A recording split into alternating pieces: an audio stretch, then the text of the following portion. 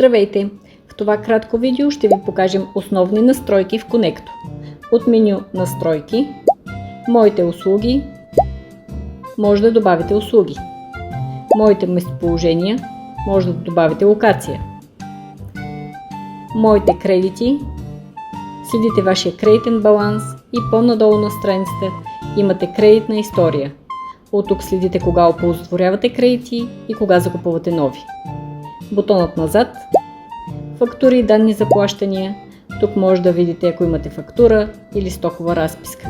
Имате PDF файл и може да принтирате вашата фактура или стокова разписка.